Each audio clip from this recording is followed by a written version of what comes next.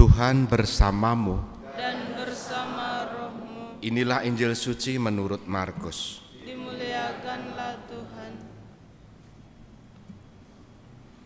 Setelah Yesus bangkit dari antara orang mati, pagi-pagi pada hari pertama minggu itu, ia mula-mula menampakkan dirinya kepada Maria Magdalena.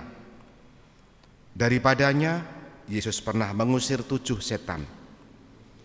Lalu Maria Magdalena pergi memberitahukannya kepada mereka yang selalu mengiringi Yesus dan yang pada waktu itu sedang berkabung dan menangis.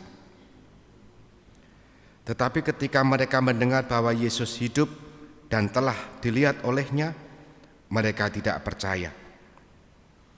Sesudah itu Yesus menampakkan diri dalam rupa yang lain kepada 2 orang dari para murid ketika keduanya dalam perjalanan keluar kota. Ketika mereka kembali dan memberitahukannya kepada teman-teman yang lain, kepada mereka pun teman-teman itu tidak percaya.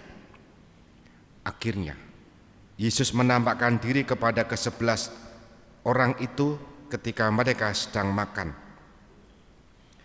Yesus mencela ketidakpercayaan dan kedegilan hati mereka, oleh karena mereka tidak percaya kepada orang-orang yang telah melihat Dia sesudah kebangkitannya. Lalu Yesus berkata kepada mereka, "Pergilah ke seluruh dunia, beritakanlah Injil kepada segala makhluk." Demikianlah sabda Tuhan. Terpujilah Kristus. Saudari-saudari yang terkasih, selamat pagi berkah dalam.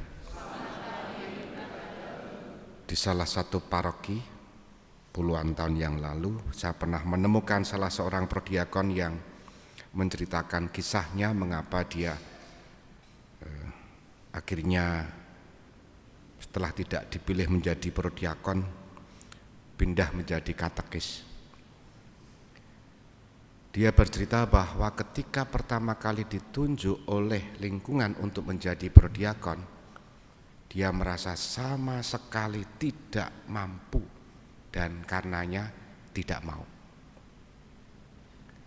Lalu Romo parokinya mengatakan, "Dah majulah, nek ora kono sopo, kalau tidak jenengan siapa? Saya tidak terdidik, Romo. Pendidikan saya terbatas." Dan dengan alasan macam apapun, Romo parokinya mengatakan, "Modalmu mung siji, modalmu hanya 1. Kamu percaya kepada Yesus enggak?" "Enggak, percaya, Romo." "Ya sudah, itu modalmu. Selebihnya Tuhan akan menambahkan." Dan prodiakon berperiode-periode sampai ada batasan ketentuan 2 kali maksimal. Setelah selesai dia menjadi katekis. Artinya apa? Yang semula merasa tidak mampu karena keterbatasan pendidikan, tapi sampai sekarang itu masih menjadi katekis dan aktif untuk mengajar katekumen, aktif di lingkungan, bahkan di tingkat paroki. Apa pesannya juga? Dari yang semula menyebut diri tidak terpelajar, akhirnya berani terus menjadi katekis, mewartakan Injil. Dan itulah yang dikatakan oleh Yohanes serta Petrus dalam bacaan pertama. Mereka ini tidak terpelajar, tidak terdidik, dan menghebohkan banyak orang. Apa yang membuat mereka heboh? Karena mengajarkan bahwa Yesus yang dulu kalian bunuh hidup. Itu berkali-kali. Dan mereka mengatakan begini,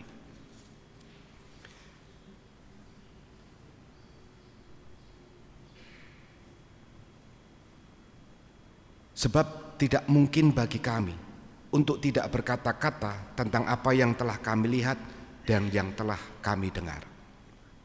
Saya menyebutnya ini modal.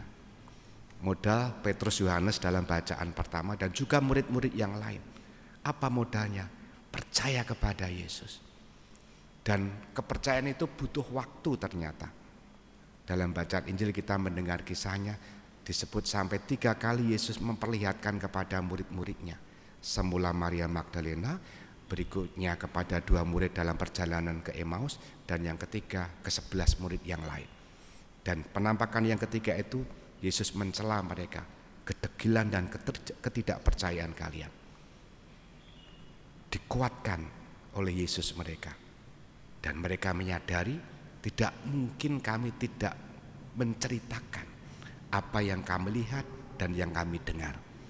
Itulah modal kesaksian.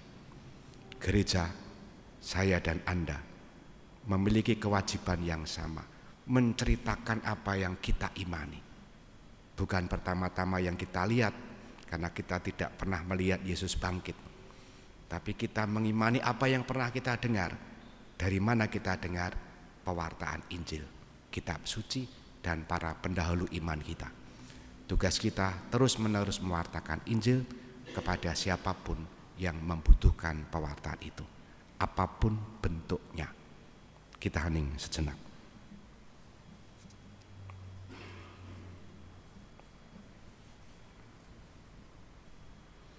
Dimuliakanlah Yesus yang dulu hidup, sekarang dan selama-lamanya.